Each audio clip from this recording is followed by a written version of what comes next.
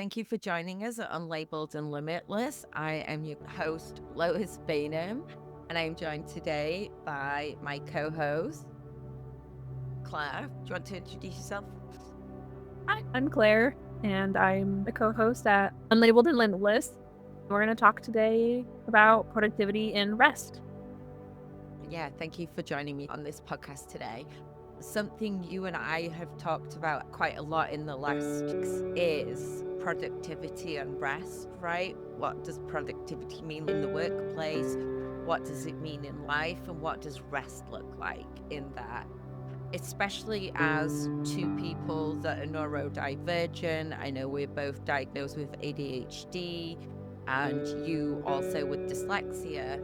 It's sometimes more difficult for us to understand where that boundary is, right, between productivity and burnout because we're in a rut that we can't get out of or something else is going on. I think first thing that we might want to talk about is how hustle culture can impact on neurodivergent people a little bit differently. I don't know if you've got any thoughts on that.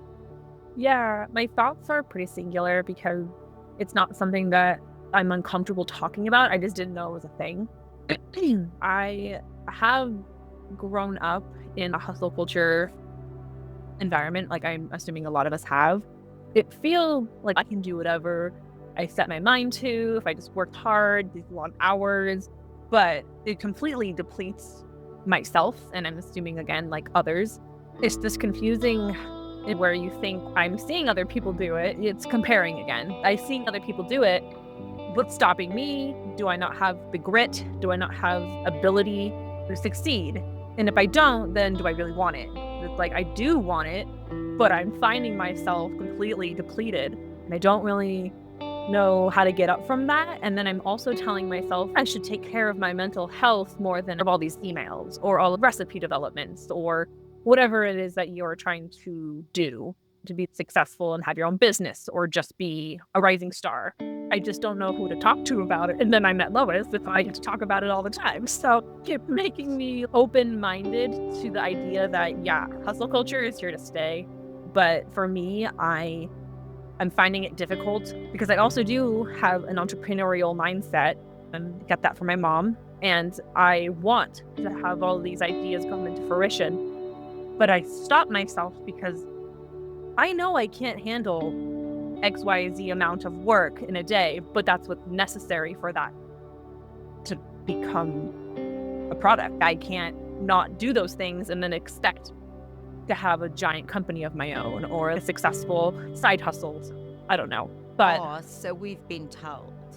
yeah. And I And think a yeah, lot of really good points there. I've been told, but then there's a little voice in my head that's okay. I know I'm neurodivergent. I know I can't handle this amount of things on a sustainable level because I know I'm going to be burnt out.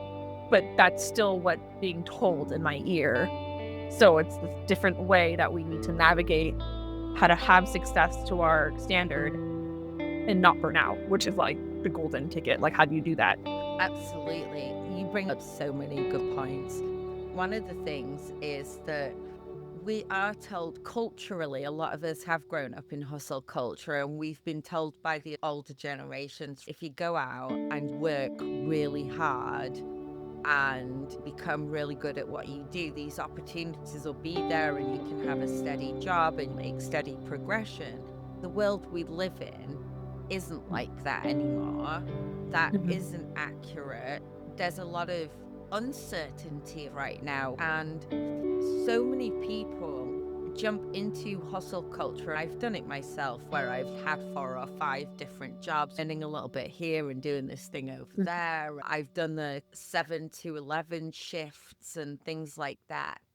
And each time I would go through these cycles of burnout, I felt like I failed every time I burned out because I lived with this belief that if I just try hard enough and do all of the things that are asked from me, that I'll be able to keep on going. But in the real world, there are ceilings and Mhm. you can't just keep going. There are Mhm. hierarchies. You maybe ushered into, but then have to respect. So you've got another ceiling, you've got politics where you've got to suck up to the right people, Mhm. pretend in the right rooms and things like that. It's as a neurodiverse person and as somebody with ADHD, and like you sometimes don't know where you end and the diagnosis begins. But for me, I never had the energy to play office politics. Mhm. I always go into a situation and think if I work really hard and I do everything that is asked of me, I will be rewarded fairly for my contributions. And time again, I've learned Mhm. that isn't how I take that quite literally. And I think a lot of neurodivergent people and a lot of people that are not neurodivergent have taken that to heart. And we've been told, right, if we go back in history to the in England, they called it the Protestant work ethic. You have to Mhm. work 6 days a week, and the seventh day is for God.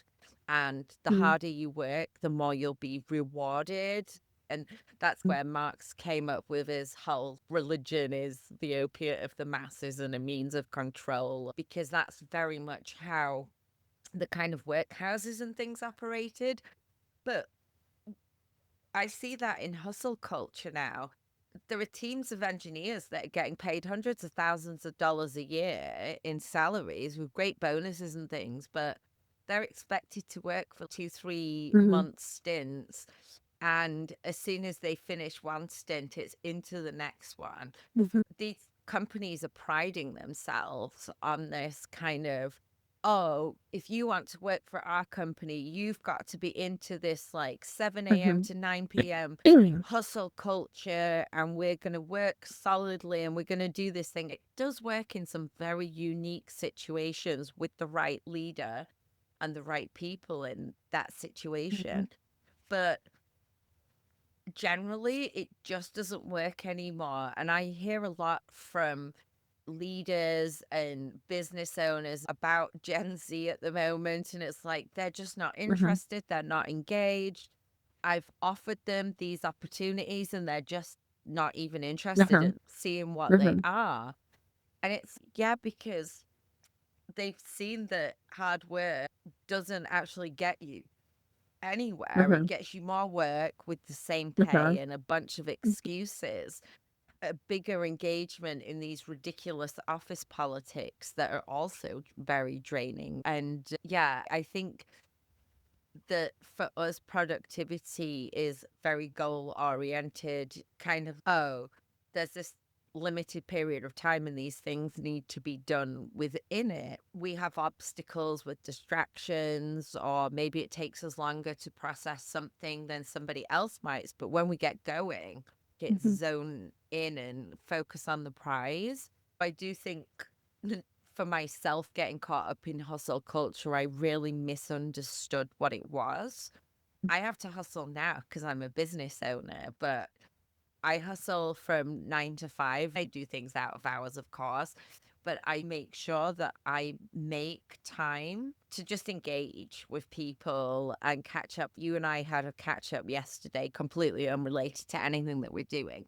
And that was really nice to have that time to do that. Something I'm interested in as well that you raised and we've touched on is that as you burn out or give your all, but then feel like you're failing, there's this sort of guilt that comes along with resting. I know Mhm. for me, I have this urge that I have to keep going because that's the only way I'll be seen as being good enough or only get those things. Know what your experience is with that and whether you experience guilt when it's time to rest or your body's saying stop. Yeah. I feel like that's a feeling I had a lot more in the past, like, maybe, 2, 3 years ago. I would feel really bad about just doing resting, which is what we need because, like you said, you didn't do enough or you feel like you failed because you should have gotten this done in this period of time. People are looking up to you, whether it's yourself, your family, your workers, your boss, or whoever is making these demands. Oh, I didn't meet those goals. I'm making myself feel guilty for things that I told myself to do, and I didn't make the mark. I used to make myself feel very guilty, and it didn't do anything good for me. It made me feel like crap. It made me feel like, why, even though you're the only person that could do it because it's you.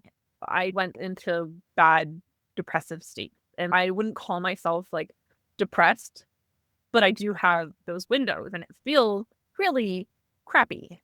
It makes you feel like you don't know what you're doing here. You don't know why you're here. You don't know if this is something that you're qualified for. I just went down a bad rabbit hole. But I think throughout the years, I've learned how rest is very impactful. Although it might correlate with me thinking, oh, I just can't do that because I'm already burned out by reading the list of things that I need to do. I think that's not something that we should be telling ourselves either, because then that makes us not go for what we want. It's another step in learning, like, I can do 4 of these things. I'm going to take a break. I'm going to either go for a little walk. I'm going to eat my lunch. I'm going to eat some grapes. I've been on a grape kick, so I keep mentioning them. If I have energy when I come back, I'll go back. But if I don't, then I don't need to feel bad about myself because I already set a goal. I already reached the goal. And now I'm going to go rest and not talk badly about myself. That's how I've been trying to get it to go. Obviously, it's not perfect every time, but yeah, that's how I I view it. really love that perspective. And that's a really positive way of looking at it, right? Because you can take that list of things and you can look at it after you don't have any more energy and say, I only got 4 things done. Or you can say to yourself, there's 10 things to do. I'm going to try and do at least 4 of them. And if I've got the energy, I'll do more. And you do that 4 and you feel accomplished. You know what? Mhm. I did those 4 things. And now when I go to bed tonight, I've got 4 things less that I've got to do rather than Mhm. I've still got 6 more things. And Mhm. when you went down your rabbit hole, I was actually hoping you were going to go a little bit further because I really loved where you were going with it. It is like when we get into that negative mindset, into that depressive mindset, and maybe it isn't depression all the time, but we do go through those days where we're feeling blue, we don't quite feel okay, but we're all right. And we go Mhm. through all sorts of these different moods and emotions and mindsets to be able to take that more positive mindset now and say, actually, I succeeded at these things instead of I failed at those things. It takes more energy to be negative. It takes Mhm. more of our body's fuel and our brain's fuel and everything else for us to think about things in that deep depressive spiral and negative thought process, right? Yeah, to be able to reflect on that and look back, it was like everything was looked at through a difficult lens. Why is this happening to me? And it's like a feeling of powerless as well. I was like, if I just work another 5 hours on this thing, maybe it'll be perfect enough for somebody to recognize how hard I'm trying. Mhm. It was never that people didn't see how hard I was trying. I was just swinging and missing balls, Mhm. right? It's like Mhm. that. But that's because I wasn't Mhm. resting. We'll move on to rest in a minute. I know a lot of us think we're superhuman, and I'm diagnosed with insomnia and I'm medicated for it. It's something I talk about a lot and appreciate the place I'm in now. When you're losing sleep, your anxiety levels are high and you have rejection sensitivity dysphoria, which is very common amongst people diagnosed with ADHD and autism. And you're going through these motions. You've also got lived experience of constantly meeting roadblocks, disappointing people, and never quite achieving your potential. It really compounds and can definitely amplify both the traits that we exhibit, the behaviors that we exhibit, but also the needs that we have as well. So, what does that rest mean for you, and how did you find yourself to that place where you found that balance between, okay, I might want to do this, Mhm. but you know what? I'm actually going to choose to rest now because this is what I actually need to do. Yeah, I think that started happening for me at a unrelatable like stance because I was living in San Francisco, living my city life. It was pre and post COVID, those different types of lifestyles. I was born and raised there, for those of you who didn't know that. When you're raised in a city, your mindset is just to go. You don't really know it because you're there. But after COVID, my fiance bought a house in the woods. So I moved in with him and I was working remote at the time. I had this resting mindset of, okay, I know how to just be at home. I got used to it and I came to find that I loved it.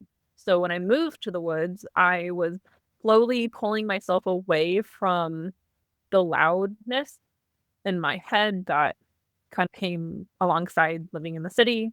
And I found myself really at peace and at ease. I live in a circle, basically, a mile long circle, and there's trees everywhere. I'm in the woods. Very peaceful, very calm. I brought my 18-year-old cat with me. Day by day, I've been here for almost 3 years. I just let go of a lot of the noise.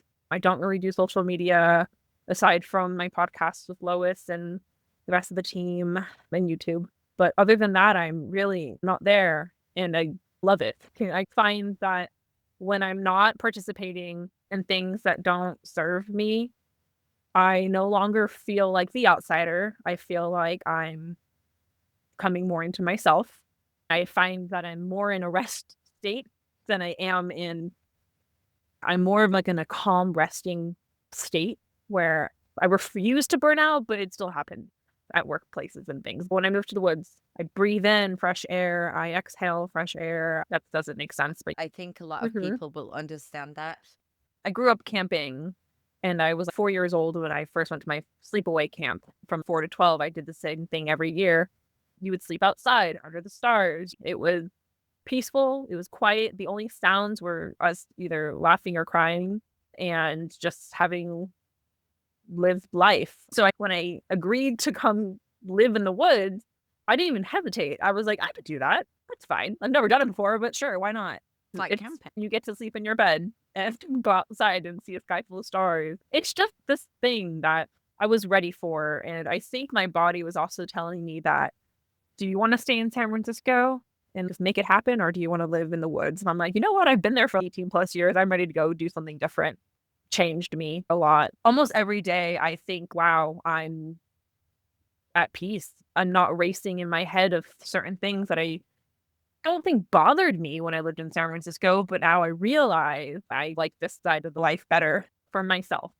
I'm so different." It's definitely difficult sometimes to turn the noise off, especially when Mhm. a lot of city life is built on networking and who you know. You do have to be a lot more engaged, and that kind of adds to the hustle culture, right? As well as having Mhm. to get all this work done, you've also got to turn up to a whole bunch of social events so that you can be seen, Mhm. so that you have Right. presence. For a So lot of neurodivergent people, you spent an entire day masking yeah. and just telling yourself, we're almost Mhm. there, and then you can go home and turn the lights off or decompress or Mhm. do whatever it is. And then it's, oh no, I've got to go to this happy hour that I really don't want to Don't go wanna go to with to. people I don't want to Mhm. talk to. And it's not that you don't Mhm. think your work friends are okay people or nice or Mhm. anything else, but sometimes you're just like, I've barely seen my family. I've seen your Yeah. faces all week. And right now, I don't know, No. there's really nice dinner on the table that I could be eating. And I think what Yeah. you started to talk about was rest as well. Rest isn't necessarily sleep. And a lot of Mhm. people think it is just sleep. Mhm. Science does tell us, and the more it progresses, the more definitive it is that human beings need to sleep, and Mhm. specific amount of hours do different things to help us stay healthy, feel great. Since I started to sleep, I don't have exhaustion Mhm. around my eyes. While I was burnt out and tired and not sleeping, this part of my face always felt like I was trying to hold it Mhm. up and it just wanted to sink. And Mhm. now I just feel like I've got bright eyes, and it's not because I'm using some kind of weird face cream or anything. I just don't have exhaustion in my eyes. What you also said about rest, I think, is really important as well, because people misunderstand that rest can sometimes be active or Mhm. productive. What kind of things do you do? Because I know you love to cook. Mhm. So is that what you do for your rest and recuperation? You just get into the kitchen, zone out, and Yeah. get going? The kitchen for a recipe that I've been really wanting to make, but I didn't have time for it, so I made time for it. I've been really on a soap making kick lately. I started that in COVID and then I dropped it, but now I can, so I am. It could be just picking up the dogs after my shift and then taking them out to the woods immediately, watching them. Honestly, sometimes rest for me is just watching my dogs have a good time. My heart just melts when I'm like, "Oh, they're having a good time." They're older boys, so it's I don't know, it just makes me feel good about myself, but then it also makes me feel like, yes, they're getting their outside walk and they're swimming and they're falling in water and they're just smelling all the things. Good. To honestly, me talking to you, there are so many conversations we have in a day. Some take from you, some give to you, some make you feel like you're on top of the world, and then some make you feel like, oh, wow, that was a waste of my words. Like how you were talking about the happy hours after work. I used to do that a lot more often than I do now because I just separate myself. I'm also a good chunk away from work. So I just want to go home to my boys and live my life, not the life that I have to live to survive. Like you said, it's not like I don't like the people that I work with. I enjoy them a lot. I tell them this too. Okay, I just want to let you know I'm not going to be joining the things after work because I have to get home to my dog, which is not a lie. It's just my boundary and they Yeah. respect it. And I think that's really cool. But I just find it to be a waste of my time having to mask all day. I don't feel like I'm masking all day now at this particular place because I'm being treated how I'd like to be treated. So that makes me feel like I can be myself a little bit more than other places, which is very good. There's always this underlying thing in the back of your mind when you are invited to something or you have to go do this thing. You're like, shoot, I'm not going to say a wrong thing, but it feels like I'm giving myself that opportunity to say a wrong thing. And I wouldn't have been there otherwise. I would have been home doing what I wanted to do. But now I'm stuck in this situation where I feel like I said something wrong. You didn't, but you feel like you did. Yeah, I could be at a happy hour with a whole bunch of people that I know in the workplace. And I used to have very close work colleagues that we'd have a great time having internal happy hours. But as they grew bigger and things, I'd go to them. It's the same conversation over and over again Mhm, with the same people or people from different departments. The entire time, I'd be thinking to myself, I have so much work to do right now. mhm, I can't get it done during the workday and I can't get it done during the night. Standing mhm. here right now is giving me anxiety because Yeah, I'm talking about nothing when I could be doing this work. yeah, So there was always like a heavy sense of guilt about me going out and enjoying something like that for a couple of reasons. Companies are doing layoffs, but they're still doing happy hours. Go figure. I'd rather keep my job than have to go for beers. You do the layoffs and you give people additional work to do, but then say engagement scores are low. So now we've all got to do these engagement things like happy mhm, hours to get engagement mhm, scores up. And it's, yeah, but mm, like you just sucked our soul out through all of yeah, these different things, especially for somebody that's neurodivergent that may struggle with change or with kind of instructions when they're literal versus subjective, that may be going through all these things and wondering like the entire time why I'm doing all these things but I'm not getting anywhere, not mhm, realizing that, hey, you've got to do all that politics. You've got an uh, option here. You can either do it, and if you don't want to do it, choose to be rested, choose to do mhm, things that help you come mhm, back to work tomorrow and do the job really well, and then go mhm, home after it. And I like that you talk about how you feel right now that you don't actually have to mask as much. When you can be more like yourself, you definitely have more energy to deal with those spanners in the works that get thrown in when stuff comes up at mhm. work. Yeah, I've definitely seen the opposite side of it 'cause I've had jobs where I come home exhausted and the job wasn't hard, but I couldn't pinpoint what's going on. I was like, "This is an entry level job. I sure, it's still a job, but, like, it's something that shouldn't be this draining, and yet I'm home and I'm just done. Like, I can't even think about anything else other than why I'm drained. It was this very annoying cycle, and now I'm seeing the difference of coming more into myself. I'm feeling like I've reflected a lot to then see that I don't need to live my life like that. Like, I can go in, have boundaries, be firm about them, not mean about them, just firm, and then do the job, and then come home and have energy for myself and my partner and my dogs and my cat. It felt ridiculous to me that it took me that long to figure that out, but I think it has a lot to do with self-confidence and awareness, how you can have time to make meaningful relationships and nurture them. You don't need to put up with that. And you're like, "Oh, you don't? Okay, cool." I go over there, I tell them I don't wanna put up with this, but obviously politically in a good way. They're like, "Oh, I instantly respect Claire a little bit more."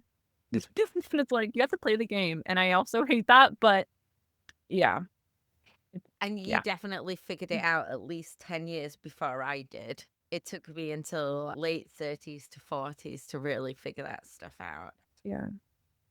It's quite a recent thing for me. An attorney that I know used to say to me all the time, Lois, you're going to have to start learning how to kiss babies' heads.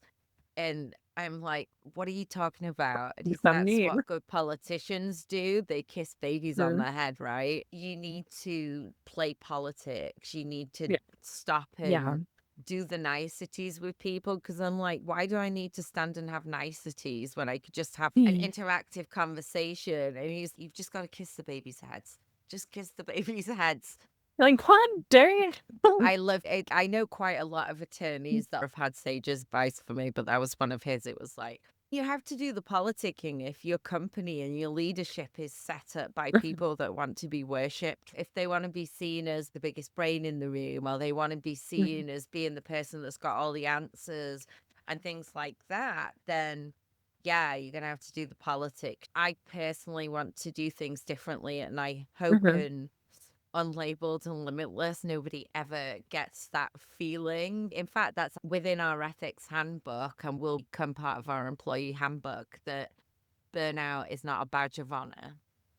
Our managers are not to Yeah. lead by pushing people so far that they lead them to burnout Yeah. because we're looking for sustainability, not constant productivity. And it's Mhm. two very different things. You can be sustainably productive, but if everything is geared towards this productivity, Mm. you have a whole group of people. They reckon 20 to 30% of the world's population might be neurodiverse. You've got 20 to 30% of your population that are driven in ways that most people don't understand or understand Mhm. how to harness or nurture, but some very driven people like to understand the why, the what, the how, and the when. Tell us exactly Mhm. what it is, and we'll go there and do it. We'll improve it. Mhm. See, you've got people that are in this way. Every time a company's board or shareholders, everybody says you've got to drive profits harder, the people that are going to do that are going to generally be a lot of neurodivergent people who are then just dropping like flies because, again, Mhm. it's the Mhm. same thing. For to what end? Yeah. Like your company gets sold and then you get screwed out of shares because you find out the company wasn't really worth anything. Yeah. I've seen that. It's Yeah. devastating. I had that. I was working, and they are a phenomenal not for profit. But we had a scandal back in the early 2000s. There was this huge expose in the New York Times, and it devastated every single person that worked for the company because of how hard we'd all worked. And it really was this feeling of belonging and togetherness. And then Mhm. this scandal came out, and you realize that these two people that had created this great environment had been lying to everybody about their own lives. And it Mhm. was such a gut thump. And then the company became all about money and saving money, Mhm. and we had to take Yeah. money back, and then everybody's burning out again, falling like flies. But You said something a little while ago about when you were talking about cooking and things like that, and you said, when I make time. So talk to me about that a little bit, because I think that's something else that people don't understand, is that you really have to be intentional sometimes Mhm. about not just about setting the boundary, but about doing the activity as well. Yeah. A lot of people, including myself, say they don't have time for this, they don't have time for that. To some extent, I believe that if your day is completely booked, then sure, that makes sense. You don't have time. But when you look at your time and what you're doing with that time, you can, and at the same time thinking, I don't have time for the thing that I want to do. Yet I have all of these things on my list of things to do, I need to do, but none of them are fulfilling you or none of them are resting your mind. We have 24 hours. When you put your phone down, have the paper list, you go through the things, you're done. You made it through half of your list and still have 16 hours in a day. And you're like, whoa, I can do that much in that much time. And you're not burned out. You're not going fast. You're not pushing yourself to the limit. You're getting these things done and you feel on top of the world. You can get 10 things done in a day and not be burned out at the end of the day. For me, when I make time for a new recipe or making a cocktail, I have to be intentional with today. Did I cook 10 things already in that day? Maybe rest isn't included in the kitchen because I needed to do things in the kitchen. I'm trying to explain that making time for certain things that give you rest really just takes a lot of intention. Say you had 5 meetings in a day. And you're like, okay, I had to do those 5 meetings. Sure, some of them were cool conversations or some of them pushed you along in your project. But then you realize you booked a call with your mom, your best friend, and your brother. And you're like, oh, I already committed. What was supposed to be a restful activity of decompressing and catching up now becomes a chore. And you're like, ooh, I want to do. So now you have to say, okay, mom, I'm going to call you tomorrow. Kyle, I'm going to call you with my brother. I'm going to call you. And then the best friend, you're going to have a conversation that night because that's what you chose was going to. Same thing with me in the kitchen. Like I had to walk my dogs. I had to buy groceries. I had to make dinner. I had to also make dessert because I'm having a party tomorrow. I don't want to make another thing in the kitchen. I'm done. But on the days that you have more clarity, and I think weekdays and weekends are definitely different. I try really hard to have a nothing weekend once in a while, one weekend out of the month. My coworkers or my family will say, what are you doing this weekend? I was like, I don't know. And I love it. I'm Yeah. going to figure it out. I'm not going anywhere though. I'm not going into town. I'm not going down the hill. I'm not doing anything that I don't want to do. And all the things that I want to do will happen. And I think that kind of gives people a lot of stress sometimes because they need to know what they're going to do. But on those weekends, I don't need to know what I'm going to do. All I know is I get to have hours in the kitchen, in the woods, to do whatever I want to do. And usually, if I see the weekend coming up that has nothing planned, I'll find myself browsing on the internet like, oh, I want to make apple sauce or apple cider or something fall related because we're still in fall. And I'm going to just be in the kitchen for 8 hours. I don't care. My feet will be tired and maybe I would have made something worth my time. Maybe I wouldn't have because it's all an experiment. But at least I feel the sense of I did something for myself. Whether or not it came out or whatever, I prioritized myself like I said I would. And I love that. And that just goes for anything. Like I mentioned earlier, I live in a mile circle. Sometimes if you don't have time to walk around the block, it takes 30 minutes. We all have 30 minutes. I agree with you on the being active. I'm finding that I also love working out, but I don't make time for it because I'm tired and I'm obviously not prioritizing it, even though I feel so good after a workout. Like, nice. I feel great about myself. I feel the endorphins are high. I feel like I'm able to come up with more ideas.